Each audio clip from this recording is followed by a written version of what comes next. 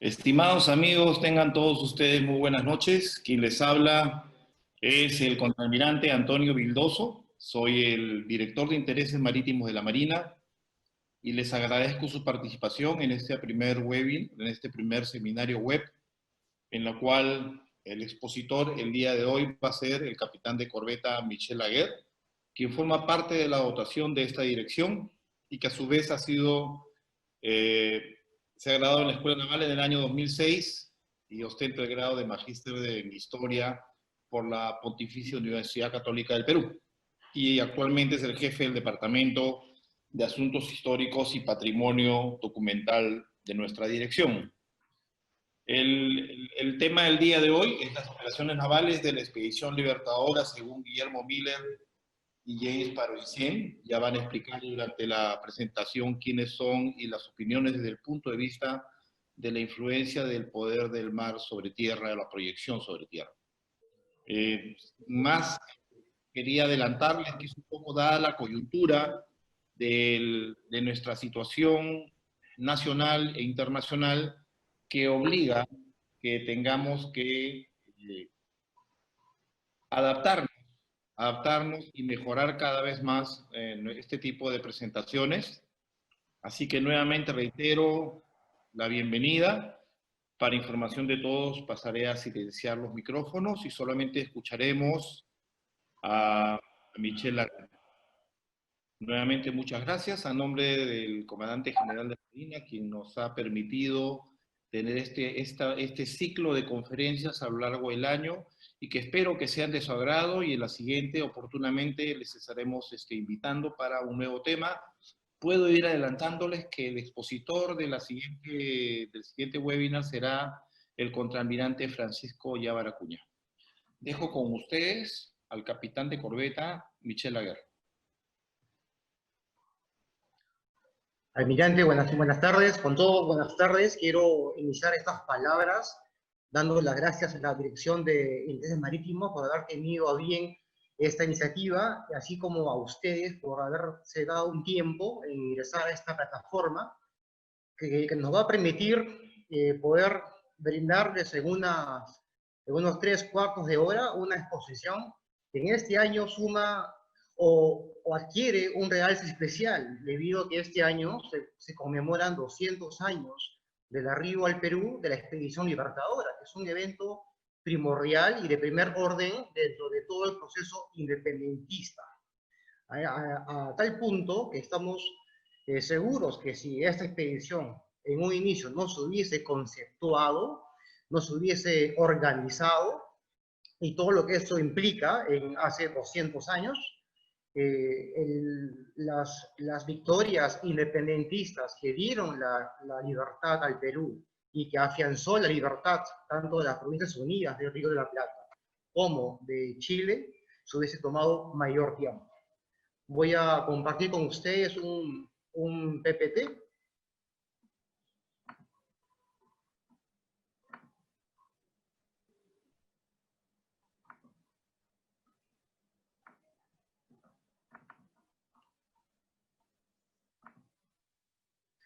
El título de esta expedición conmemora o hace un énfasis en las observaciones llevadas a cabo por dos británicos. Uno es Guillermo Miller y el otro es James Paroissien.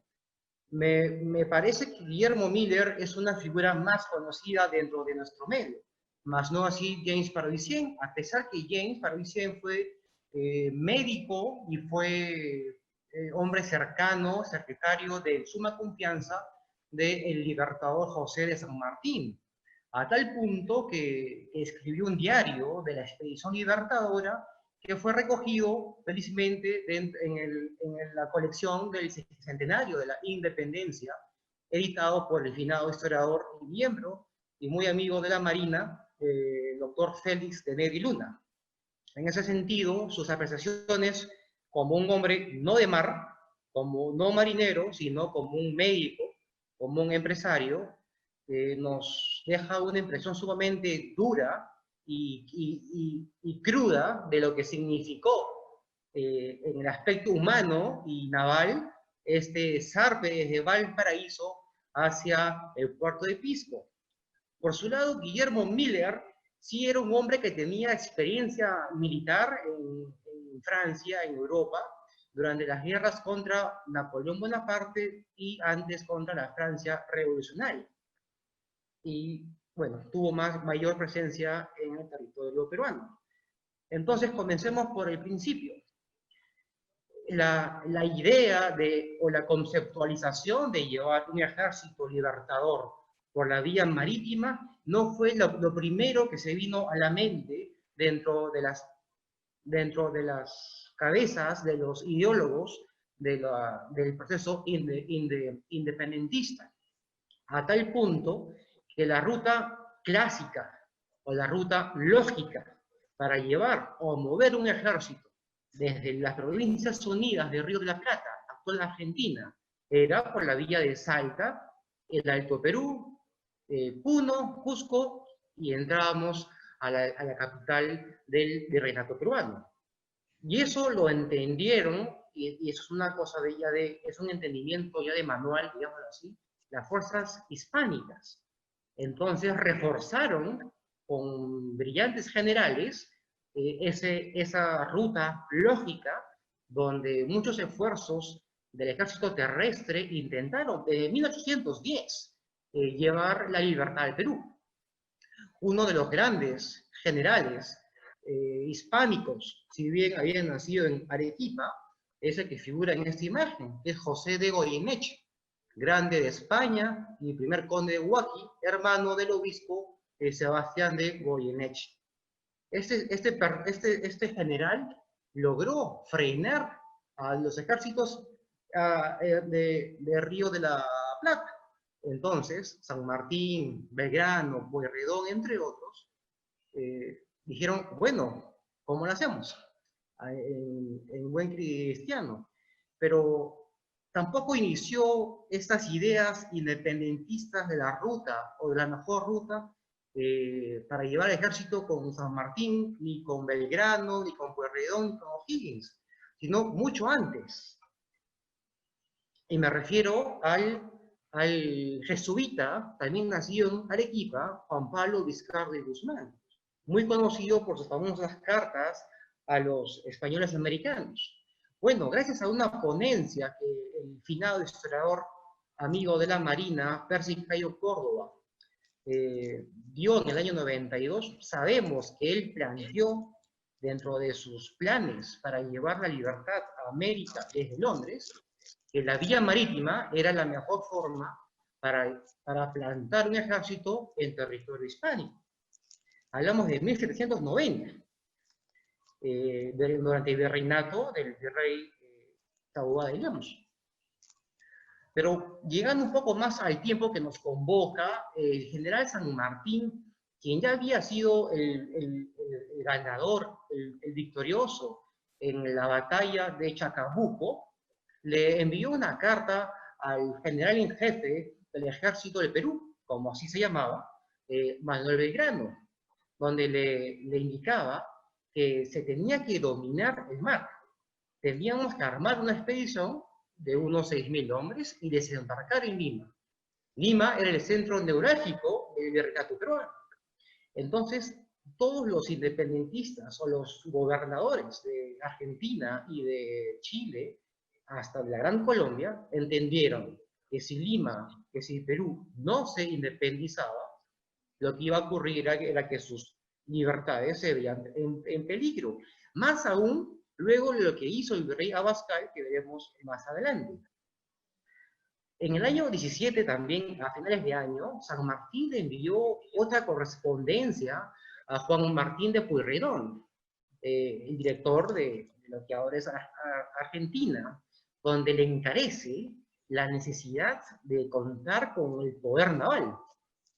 Es muy curioso cómo personajes como San Martín y luego O'Higgins entendieron, siendo ellos hombres de tierra, digámoslo así, entendieron la importancia primordial del mar para poder completar o llevar a cabo sus objetivos militares. Y el objetivo militar, como sabemos, es un objetivo político.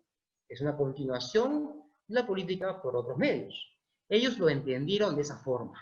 Y sorprende gratamente que más allá de comprenderlo, se esforzaron y se preocuparon por llevar a cabo estas complicadísimas empresas, que al final son empresas humanas, con todos sus bemoles que esto lleva de la mano. Quien vemos acá en este grabado precioso es el director de Chile en esos años, quien era Bernardo O'Higgins. Bernardo O'Higgins era hijo del virrey Ambrosio O'Higgins, hijo natural, que quiere decir no reconocido o fuera del matrimonio en ese sentido. Pero el papá sí le interesó y sí se preocupó por la formación de O'Higgins, a tal punto que viviendo en Gran Bretaña, el joven O'Higgins le pidió a su papá postular a la Real Academia de Guardiamarinas de España. No recuerdo con exactitud a cuál, porque habían 2 o 3. Para la mala suerte de O'Higgins, que quería ser marino, uno de los requisitos de acceso a estas academias reales era tener nobleza.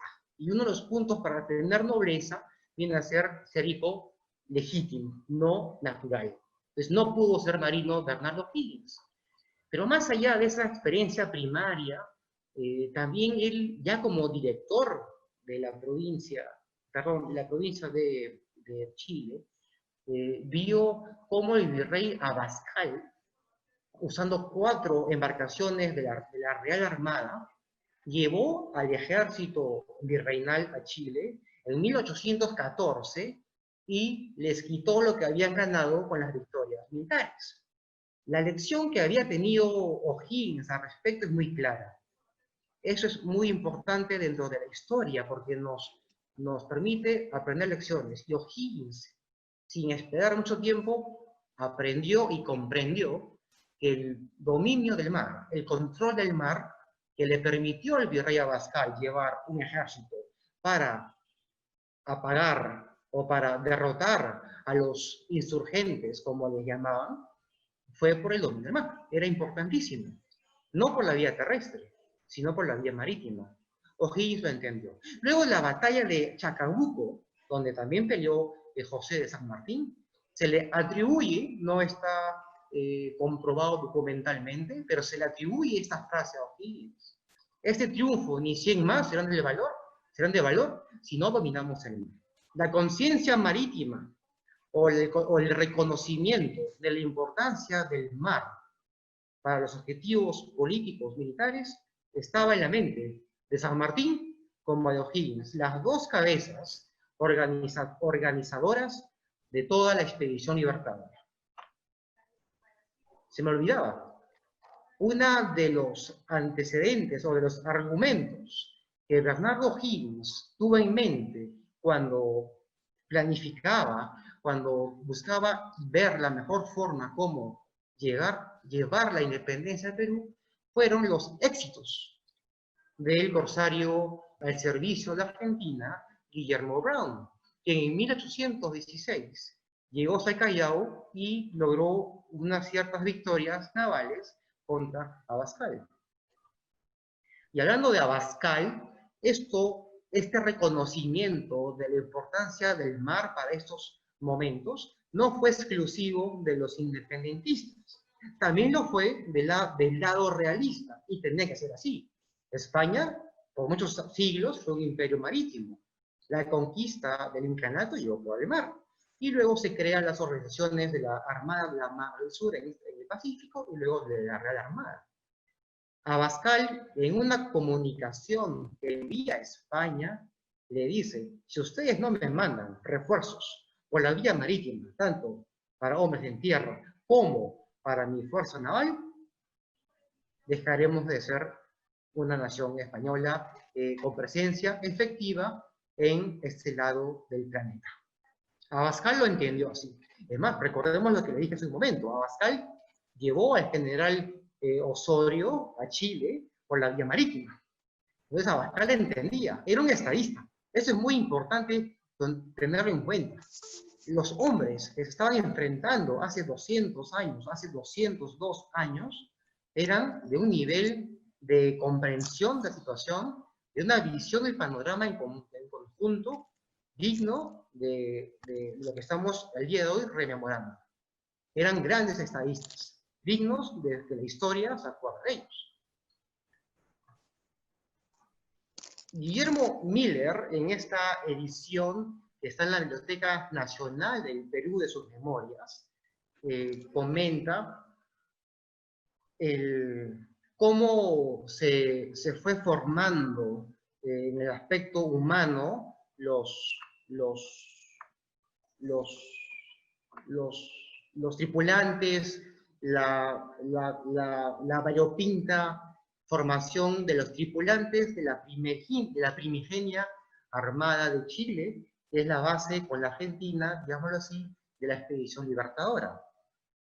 Eran personas que no tenían experiencia en la mar previamente. Lo dice muy con sus letras, eran paisanos que nunca habían estado antes en el mar. Pero lo que los motivaba a ir, más allá de sus posibles presiones de sus jefes o de hombres importantes, según Miller, era su afán de llevar la libertad al Perú. ¿Y qué había pasado? Llegaron, gracias a los agentes chilenos y argentinos en el Reino Unido, llegaron a esta parte del planeta muchos marinos británicos, estadounidenses, franceses y de otros países. Tenemos a personas que inclusive han venido de Polonia o de Rusia, de Alemania, que pelearon por la independencia sudamericana, porque esto, estimados oyentes, no es un tema Perú, no es un tema Chile, no es un tema Argentina, es un tema sudamericano. La empresa que este año se cumple 200 años es una empresa americana que aspiraba a la unidad americana. El esfuerzo fue conjunto. Es un ejemplo clarísimo de lo que se puede hacer en el corto tiempo cuando todos los ánimos van hacia el mismo objetivo. Y este caso lo demuestra. Entonces, se comenzaron los problemas propios de las empresas humanas. ¿Quién tendría que dirigir esta expedición? Aún no hablamos de la expedición libertadora en sí, sino los primeros viajes navales de los primeros buques independentistas sudamericanos. Venía gente que tenía experiencia de pelear contra Napoleón Bonaparte, contra la Francia revolucionaria, que se creían con muchos pergaminos para poder comandar las fuerzas de estas provincias independentistas. Pero venían cada uno con distintos códigos, venían cada uno con distintas experiencias. Los buques mismos que llegaban eran de distintos calibres, no había homogeneidad, no había uniformidad, ni en doctrina, ni en armamento, ni en logística, ni en disciplina, ni en códigos. Ese es un problemón.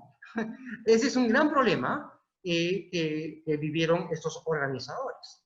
Miller comenta de que cuando se decide que un joven de 20 y tantos años, nacido en Buenos Aires, pero que toda su carrera la hizo en Chile, me refiero al vicealmirante Manuel Blanco Encalada, voy a pasar la exposición, cuando fue designado para comandar la primera operación naval independentista, muchos marinos se pusieron, ¿quién es este señor? Era un alférez de fragata de la Marina Española, no tenía mayor experiencia, ¿quién es? Pero bueno, parece que tenía algo que los líderes tienen, el don de gentes, el don de poder imantar y de jalar los ánimos hacia causas comunes. Entonces, y no decepcionó. Manuel Blanco Encalada, argentino de nacimiento, pero chileno de profesión, logró, con la compra de nuevos buques que Chile venía adquiriendo, como el San Martín, que vemos en pantalla, logró iniciar el primer zarpe. Este lienzo es muy interesante porque simboliza a Bernardo Higgins indicando que de estas 4 tablas, al fondo vemos a los 4 primeros buques que zarparon hacia la primera expedición chilena contra las fuerzas hispánicas. al mando del capitán de navío Manuel Blanco Encalada. Dijo, de esos 4 buques depende la independencia de América. También es otra frase atribuida. Este lienzo es muy interesante porque representa el momento en el cual en Talcahuano las fuerzas patriotas llegan a capturar a la María Isabel. La María Isabel era parte de un convoy que España llegó a enviar de España, para la redundancia, para llevar los refuerzos que el virrey, ahora Pezuela, pedía con insistencia a la corona. Lo hizo. Y de todo el convoy, bueno, algunos barcos españoles se perdieron en Magallanes, otros se sublevaron y llegaron muy pocos. Entre esos poquísimos que llegaron a cruzar el estrecho de Magallanes está la María Isabel. Y la María Isabel fue capturada con un ardid propio de la época, el de izar el pabellón de otra nacionalidad para que no sea reconocido. Y en el momento cuando los buques estaban cercanos, arriaban el pabellón, en este caso español, izaban el de Chile y abordaban el buque. El buque, para mala suerte de los patriotas, encalló, me refiero a la María Isabel, y las fuerzas españolas mostraron una gran resistencia bélica, con tiro de cañón, de fusilería. En total, en 3 días aproximadamente, recién llegaron los patriotas, con Miller entre ellos, sacar del varado en que había caído la María Isabel. Pero el esfuerzo había sido totalmente agotador, a tal punto que la María Isabel con el San Martín iban retornando hacia Valparaíso, que volvió a encallar al poco tiempo, porque la gente, y eso lo comenta Miller en sus memorias, estaba realmente agotada. Y el agotamiento humano y la sinceridad con que estos señores escribían en sus diarios nos permiten ver, más allá del heroísmo propio, el factor humano, lo que significó esto, lo que significa estar sin dormir, disparando 3 días, intentando maniobrar marineramente un buque a vela, a fuerza física, y con la tensión. Al final hubieron 27 muertos en el bando español y 7 muertos en el bando patriota, lo cual es un poll sumamente a favor patriota. Cuando llegan a Valparaíso, el gobierno los recibe con una alegría brutal porque pensaban que realmente iban a fracasar. Recordemos que esa expedición se armó muy rápidamente, que no había entrenamiento previo y que la gente no era marinera, pero lograron el objetivo. La sorpresa fue la clave del éxito. Y miren ustedes, la medalla que vemos en la imagen es la frase acuñada que se la dan a los victoriosos de esta primera expedición. Y esto se lo tengo que poner el crédito al entonces capitán de navío agregado naval en Chile durante los años del bicentenario de Chile, de estos hechos, capitán de navío Kurt Botger, que me mandó esta fotografía que rememora esa trascendencia histórica y reconocimiento por parte de Chile a ese primer momento. Pero luego, ¿qué pasó? A pesar que Blanco Encalada había logrado este logro naval, ya había llegado a finales del año 18, el Lord Cochrane.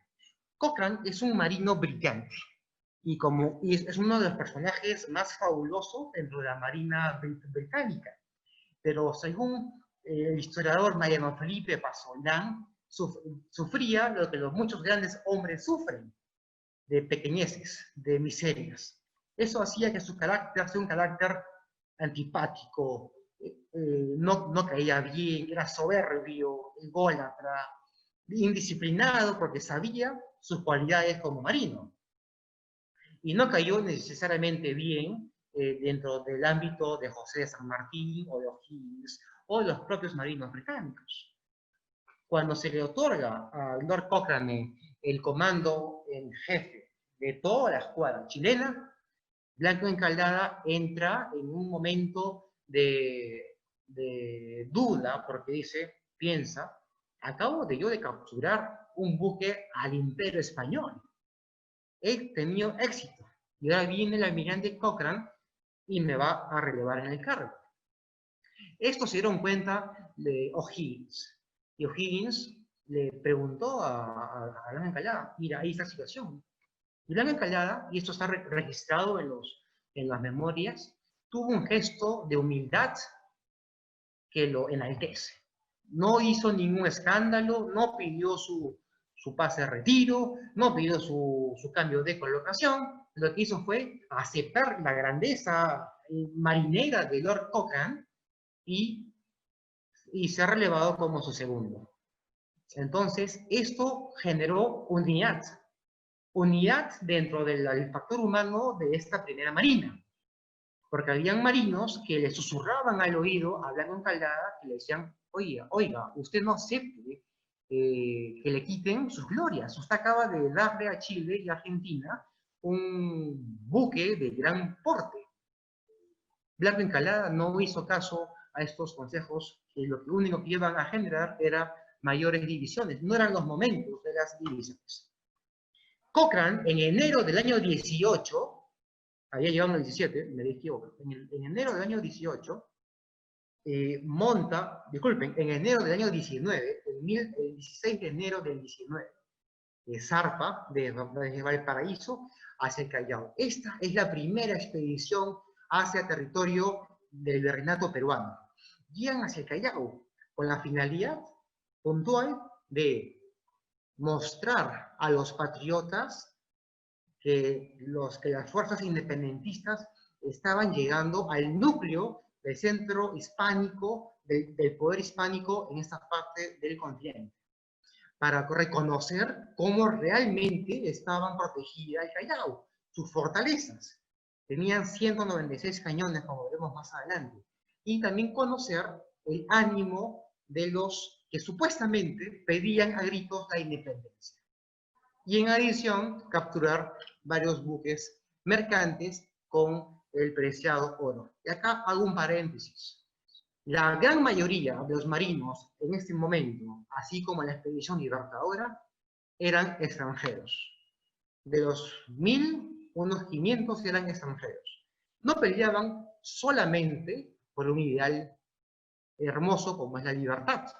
También peleaban por un tema pecuniario, por un tema económico, lo cual no debería, pienso yo, bajarles en nada sus logros y sus victorias. Porque no eran peruanos, no eran chilenos, no eran argentinos.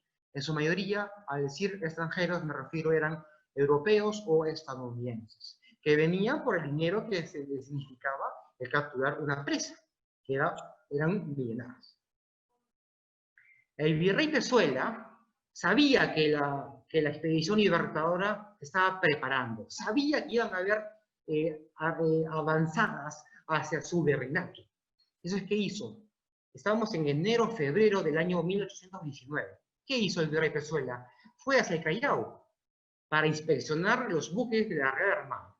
Se embarcó en uno de ellos, en una corbeta, al mando de un teniente de navío, que es como un capitán de corbeta. Y sale a pasar revista en el Bucavela en la bahía del Callao. Para su buena suerte, llegaron también los buques de Cochrane.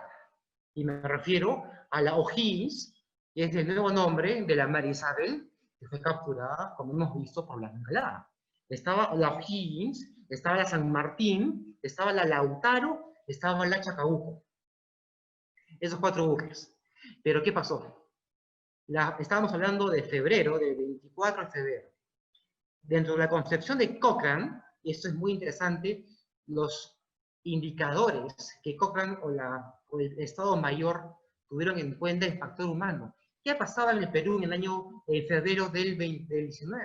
Los carnavales. La mayoría de la gente estaría en Lima en las fiestas de los carnavales. Entonces el Callao estaría menos dotado. La neblina, señores, la neblina, una peculiaridad geográfica de nuestro territorio que no fue prevista por los marinos que zarparon de Valparaíso, fue el gran problema de Cochrane. Porque cuando llegaron al Callao, los buques se dispersaron, a tal punto que la Lautaro, que era uno de los buques de esta expedición, que estaba comandado por el capitán de navío Guise, o Gais, se perdió por 4 días. En 4 días, navegando frente o a los alrededores de San Lorenzo, no se veían. Cuando la neblina disipó, oyeron disparos. Oyeron disparos de cañón en el Callao. Los marinos pensaron de que otro buque de la expedición se había adelantado a los ataques ante el Callao. Entonces todos se enfilan hacia la fortaleza. Pero no era eso. Eran los cañones que daban aviso del arribo del virrey Pezuela. Cochrane, al enterarse de eso, va a sacar provecho. Felizmente para el virrey Pezuela, el comandante de su buque no le aceptó la orden, esto es muy interesante, el comandante del buque no aceptó la orden del virrey de ir a inspeccionar los buques que veía en el horizonte, porque según el virrey eran buques españoles que se estaban esperando en el momento, trayendo noticias desde España. Comenzaron los bombardeos, Guise fue herido, Cochrane se quedó solo al mando de O'Higgins, al mando como almirante, porque al final el buque estaba comandado por el marino Forster, y no llegaban a destruirlo, en el sentido de que Cochrane demostró el factor moral a sus propios hombres, que él sabía quién era y todo lo que él con su liderazgo podía hacer. Se paró, estuvo aguantando los disparos de los españoles durante 4 horas, de acuerdo a la memoria de Miller, que estuvo presente, solamente para conocer dónde estaban los puntos de cañón, las baterías y cómo estaba distribuida la defensa terrestre. Luego de esto, en febrero, marzo, abril, hasta junio, esta expedición previa a la expedición libertadora, navega por el norte del país, va a Huacho. En Huacho pasa algo muy interesante, y también en Chancay, perdón. En Chancay se embarcan 2 patriotas jovencitos, que con el tiempo serían grandes personajes en el Perú. Me refiero a Andrés Reyes, presidente del Senado, y a Francisco Vidal. Y Francisco Vidal, cuando llegó a ser presidente del Perú en la década del 40, de 1840, fue el primer presidente del Perú que va a la graduación de una escuela naval, porque sabía desde joven lo que significaba la importancia de la Armada para la seguridad de un Estado. Entonces, desde pequeño, él estuvo embarcado en estos buques de Cochrane. Esta pintura es una pintura que está en el Museo Marítimo en España, donde nos muestra este primer enfrentamiento entre los 4 buques del almirante Cochrane contra las defensas del Callao. Este dibujo es de 1825. Está firmado abajo en inglés. Autor anónimo que nos muestra lo que para muchos marinos es una figura muy común, muy conocida, la isla San Lorenzo. Y dice en el relato abajo, vista de la isla San Lorenzo desde el lugar del fondeadero de los buques. ¿Por qué he puesto esta imagen? Porque este carboncillo nos da una imagen real de lo que habría visto Cochrane y lo que veía luego San Martín y Guise cuando en estos años estaban por estos lados. Este es un plano de la plaza y fuertes y población del Callao de 1798, que nos da una idea muy interesante de las ubicaciones, de las defensas que tuvo el virrey Pezuela, a grosso modo. Y abro un paréntesis y lo cierro muy rápidamente. En el número 15 dice barracas del rey que pertenecen a la marina. Bueno, esas barracas del rey, señores y señoras, es donde actualmente está el Museo Naval, que antes de ser Museo Naval era en el siglo XIX la Comandancia General de la Marina y la Capitanía del Puerto de Callao. Cierro paréntesis. Luego de que la expedición de Cochrane regresa a Valparaíso, luego de reconocer las defensas del virreinato español, luego de desembarcar en Paita, donde cometieron algunos abusos que no debieron cometerlos, regresan a Valparaíso. Y en Valparaíso vuelven a armar otro viaje que zarpan el 9 de octubre del año 19, con la finalidad, nuevamente, de demostrar que tienen el poder o que están disputando el control del mar. Y esto, psicológicamente, para los defensores, fue sumamente poderoso en su contra. Pero en el interín, y es muy interesante leer toda la correspondencia, felizmente recopilada por Pons Musso, de los dirigentes argentinos y chilenos sobre la importancia de los cohetes a la Congreve. ¿Y por qué digo esto? Porque Cochrane pagó con su dinero los salarios, la patente de esta arma que había sido exitosa en el bombardeo inglés a la ciudad de Copenhague, así como, más o menos, digámoslo así, en 1812, cuando Inglaterra pelea contra Estados Unidos. Este señor que está con un uniforme militar es el inventor Guillermo o William Congreve. Y un artículo muy interesante en la Royal Society sobre cómo él desarrolla los cohetes a la Congreve. Y el dibujo que está a mi lado izquierdo, vemos cómo fueron armados. Esta arma era un arma que supuestamente iba a terminar con toda la defensa del Callao. A tal punto que Tomás Guido le decía en una correspondencia a O'Higgins: la camisa se me pega al pecho, a la piel, por los nervios, y todavía el almirante, por Cochrane, aún no tiene listos los malditos cohetes Congreve. Porque el tiempo pasaba, la expedición seguía fondeada en Valparaíso. Eso significa dinero, significa pagar, significa alimentación. Es un factor muy importante que creo que no ha sido muy reconocido. Toda la logística humana, material, para poder sostener a una marina que pudiese llevar hombres a libertar otro país. Cuando al final se logran construir y probar exitosamente en Valparaíso estos cohetes, Cochrane llega al Callao y comienza con Guillermo Miller y con Charles Hind y con otros más a llevarlos en la madrugada del 15 de octubre, si mal no lo recuerdo, hacia el Callao. Como vemos en este dibujo, hecho en un libro muy interesante que está en la Escuela Superior de Guerra Naval, que se lo recomiendo. Lamentablemente, estos cohetes fueron una falla. Fueron la gran desgracia, como el buen Miller acá podemos leer. Toda la esperanza de la expedición libertadora se fue al tacho porque los cohetes fallaron.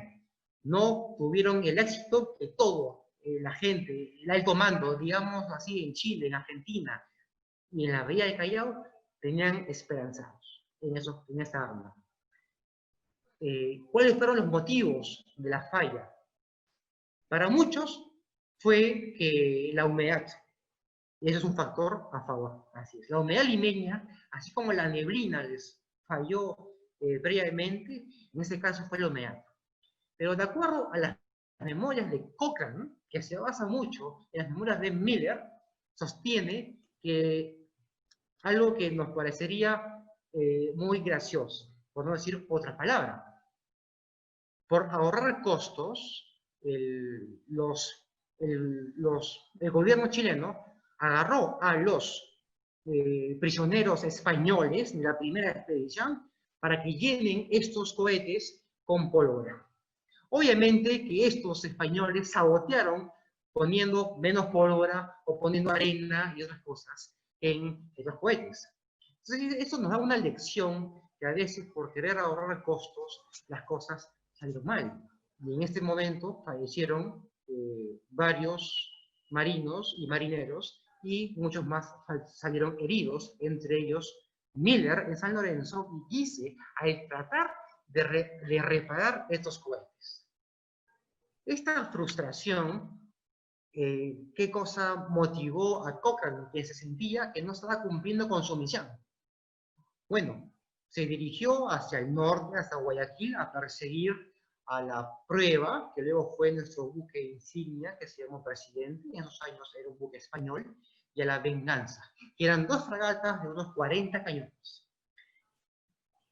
Y dato curioso, también lo que había hecho, o había decidido Cochrane previamente a perseguir a estos buques, fue dirigirse hacia Arica.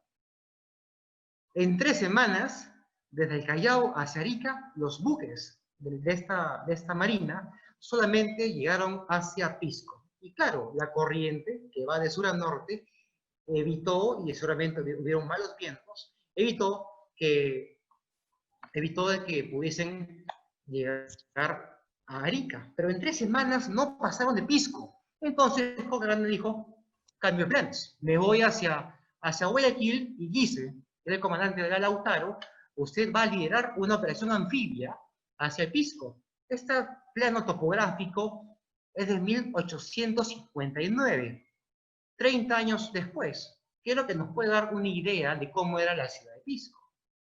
Muy bien, Guise lidera esta operación anfibia, que la ejecutan el teniente coronel Charles y el sargento mayor Miller.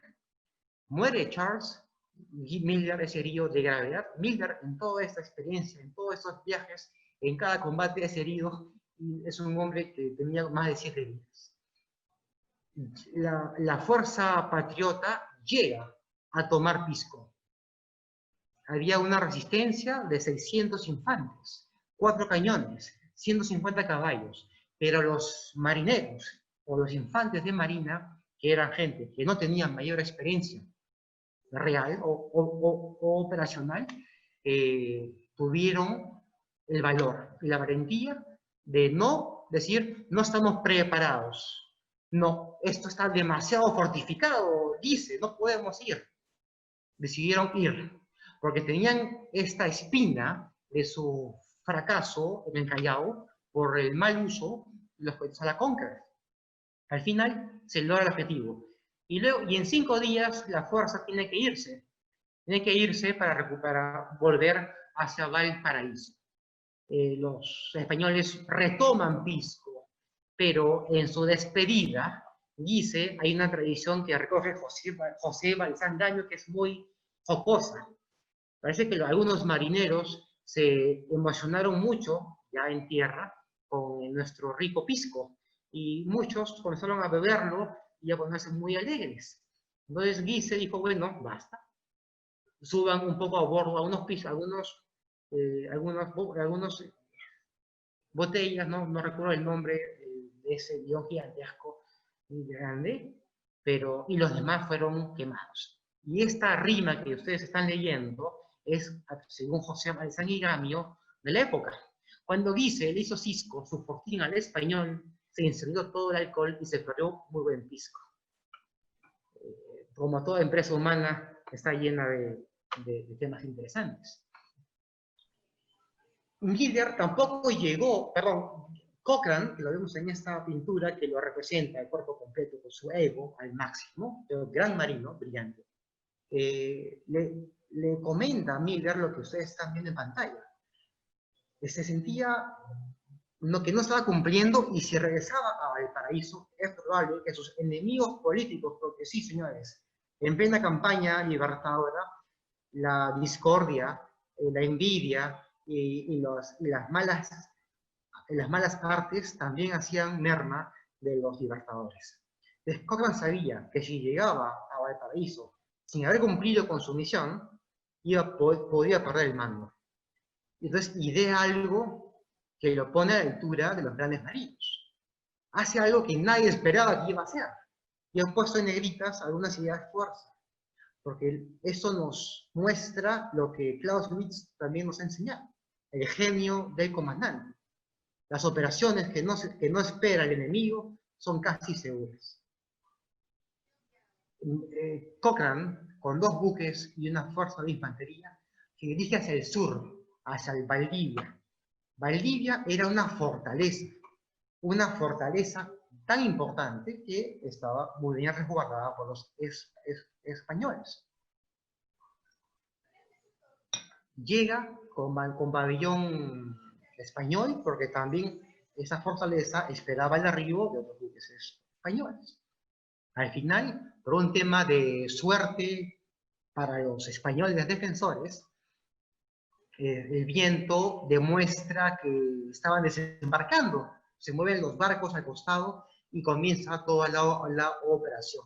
Tiros desde tierra, desembarcos en falúas de los infantes marina, comandados por Guillermo Miller, llegan a tomar la fortaleza de Valdivia. Esto emocionó tanto a Cochrane que dijo, bueno, continuemos y capturemos Chiloé.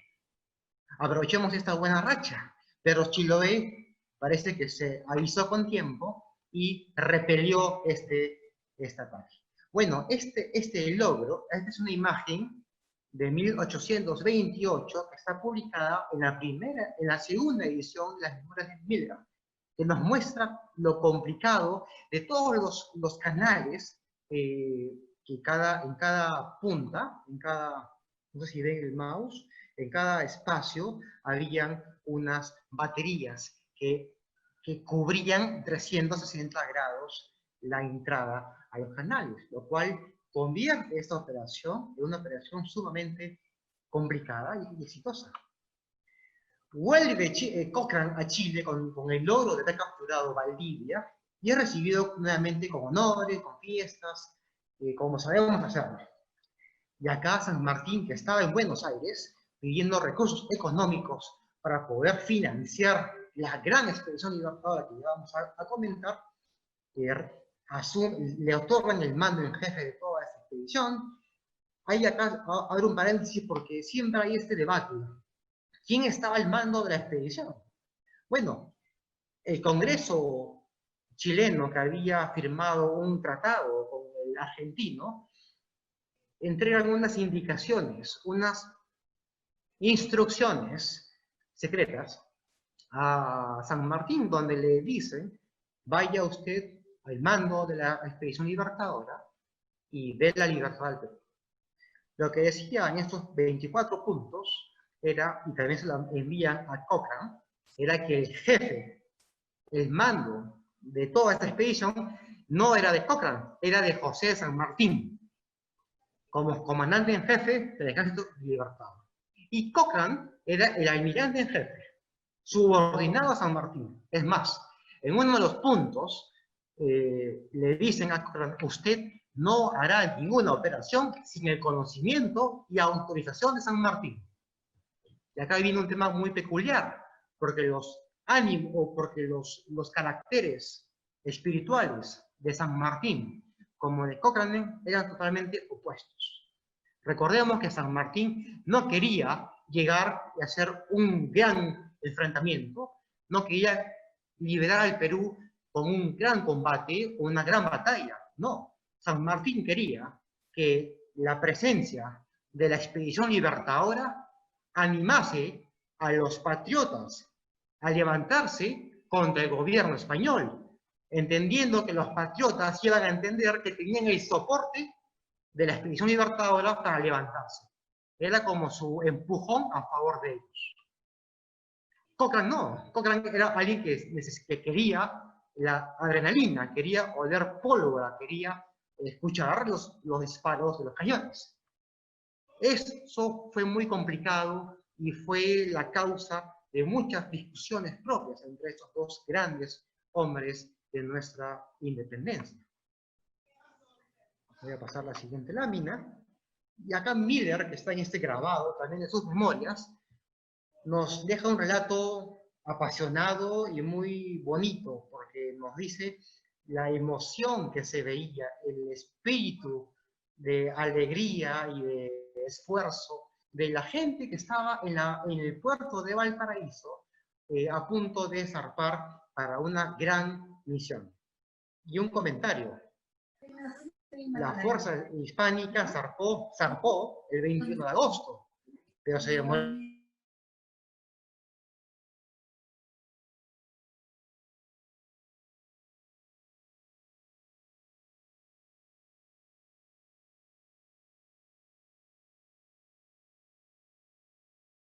18 transportes que llevaron todo el ejército libertador.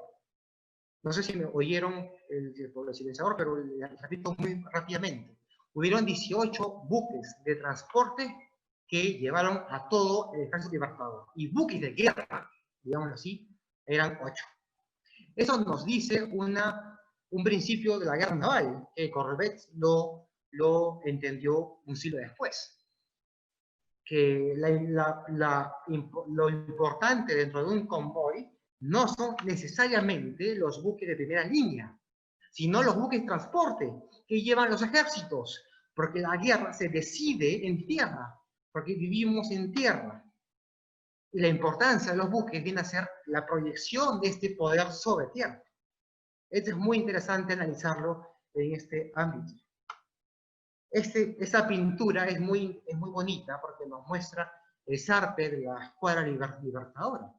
Y ahora les hablaré un poquito del testimonio ya humano que nos dejó James Parisien, que era el médico de cabecera de José de San Martín.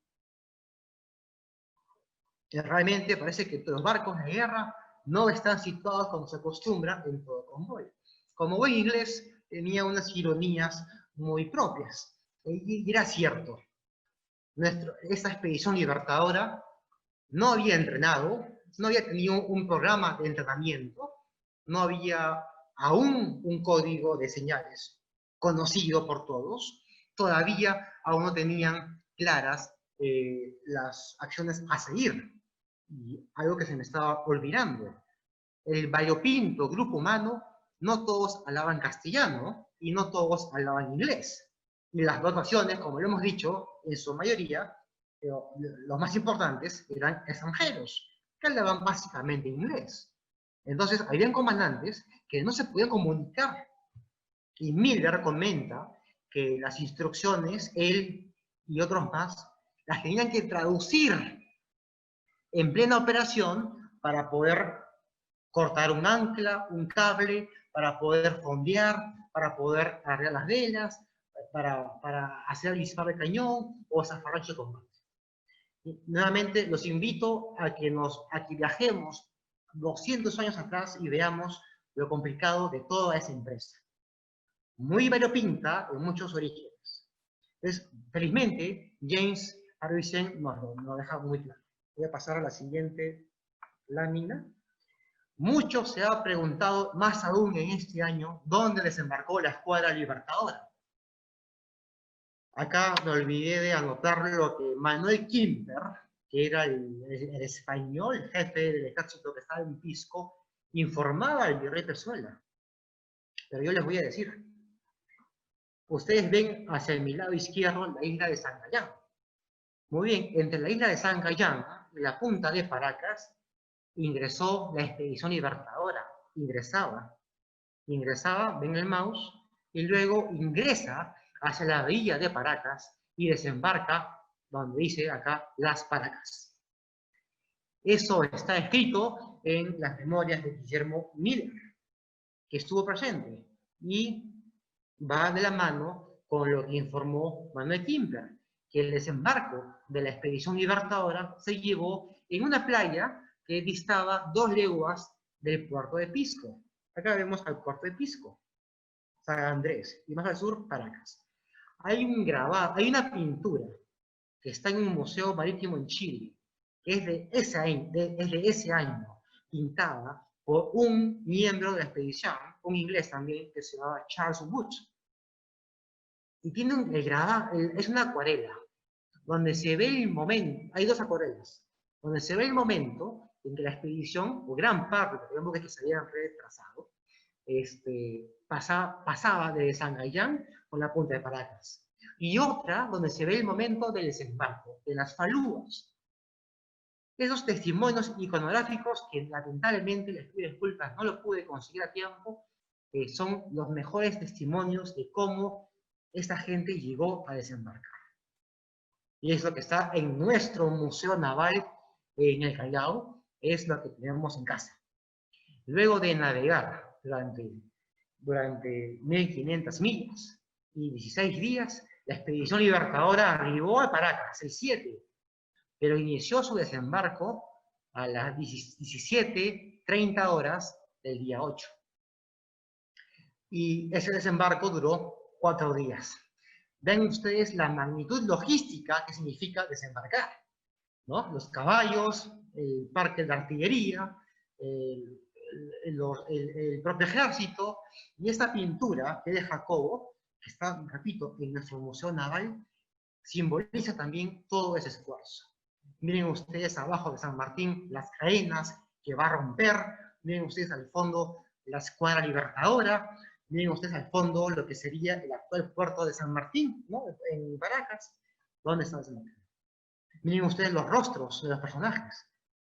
Vemos a gente caucásica, a gente morena, a gente mirando la tierra que van a independizar a los pocos años. Muchos creen que José de San Martín, para matar el tiempo de su ejército, lo que hizo fue mandar a diagramar y a hacer la huella del candelabro. Eso no es cierto. Eso está desde la época de la conquista española, según los cronistas. San Martín estuvo en Pisco durante 1 mes y medio. Durante 1 mes y medio comenzó a hacer lo que él había planeado, que era primero buscar una solución diplomática, un arreglo consensuado con el virrey Pezuela. Allí hay muchas conversaciones en varias haciendas. Pero como no llegan a un acuerdo, en octubre se da la orden, ¿no? El 21 de octubre se da la orden de zarpar hacia el Callao. Y miren ustedes lo que Paravicien nuevamente nos presenta. Varios de mis compañeros se quejaban amargamente de no haber dormido mucho, ya que éramos tantos, fue totalmente imposible acomodar a todos. Señores, el viaje ahora en un barco mercante o un buque de guerra, podemos decir que es relativamente cómodo. Imaginémonos en un barco a vela, con ratas, con caballos, misma película, y con esto no estoy siendo simplón, sino misma película de la película Capitán de Mar y Guerra. Así eran los barcos en esos años. Así era porque así lo de evidencia los testimonios. Y miren lo que se coloca abajo entre los asteriscos. Muchos, en el proceso de embarque y de desembarque, habían algunos accidentes, como por ejemplo la pérdida de caballos. Muchos caballos, lamentablemente, morían ahogados por el proceso propio del desembarque. Miren ustedes lo que nos cuenta Paravicien sobre Cochrane. Era insoportable entenderlo, era insoportable aguantarlo, porque no había un plan realmente preparado por él. No había un plan de qué hacer en caso que fuesen atacados en mar. No había. Eso es una lección aprendida y luego se fue subsanando en los siguientes momentos de la expedición. El 29 de octubre llegan a El Callao y está visto que se requiere con urgencia un terrible correctivo para que nuestra marina quede bien disciplinada. Y eso lo dice un civil, no lo dice un marino, sino un testigo de lo que estaba pasando. Es muy recurrente en Paravicien todos los posibles casi choques y pérdidas de anclas por malas tácticas marineras. Y claro, nuestra fuerza naval no estaba alistada con anticipación, pero sí tenía el ánimo, y tenía los ánimos para llevar la independencia. Esto que está acá podemos resumir que es lo más importante dentro de la expedición libertadora en sí. El 5 de octubre, el 5 de noviembre, se lleva a cabo una operación que captura a uno de los principales buques españoles en el Callao, y me refiero a la captura de la Esmeralda. Un buque de 40 cañones que estaba en Bahía, que estaba protegida por otros buques españoles, y así como por 190 cañones del Real Felipe. La fortaleza del Real Felipe era un monstruo. Lo que vamos a ver a continuación es que Cochrane ideó la captura con un santo y seña. Es el primer santo y seña que tenemos registrado al día de hoy. Gloria y victoria. Este es el santo y seña. Ven en la pintura que todos están de uniforme blanco. Esa fue la orden. Todos están de blanco y solamente usen armas blancas, porque no iban a usar disparos. La muerte que fue a bordo de estos buques era aproximadamente de 100 españoles. Y lo que dice abajo para los 100 es la frase que un oficial español que estaba con San Martín había dicho, que al oír los disparos, al oír los disparos en la madrugada del 5 de noviembre, pensaron, oye, ¿están capturando la Esmeralda? Dijo, no, solamente un loco podría intentarlo. Al amanecer, vieron la Esmeralda con el pabellón chileno y se dieron cuenta que el loco había cumplido con su misión. Y en esta operación, Guise tuvo una participación importantísima. Ya para ir terminando, les dejo estas dos imágenes que nos muestran a los dos grandes marinos de esta expedición, el almirante Martín Jorge Guise y el almirante Thomas Cochrane. Guise y Cochrane no se llevaban bien, eran marinos rivales, digamos así, por sus propios caracteres humanos. Guise se pliega a San Martín, asume el mando peruano y es el fundador y primer organizador de la Marina peruana, en la que Cochrane deja el servicio chileno y se va a buscar otras independencias como la de Brasil y Grecia. Y por ahí escuché también que la de México. Bueno, el tiempo se nos ha agotado y les agradezco a todos por su atención. Muchas gracias, Michelle. Realmente a veces es difícil que solo en una hora podamos hacer un compendio de hechos tan importantes como fueron los de la Expedición Libertadora en septiembre de 1820 y todo lo previo y posterior que vino como parte de la historia que todos nuestros amigos ya conocen. Nuevamente agradecerles la participación. Hoy día hemos tenido un 100% en nuestro grupo y realmente para nosotros es un aliciente en continuar haciendo más de este tipo de conferencias que creo que nos permiten un poco más conocer sobre la historia y los orígenes de nuestra Marina y la historia de nuestro país. Yo quiero pedir a todos los participantes un fuerte aplauso para Michelle Aguer, quien nos ha dado...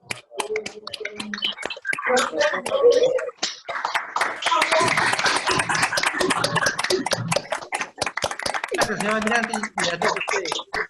Agradece. Muchas gracias y buenas noches.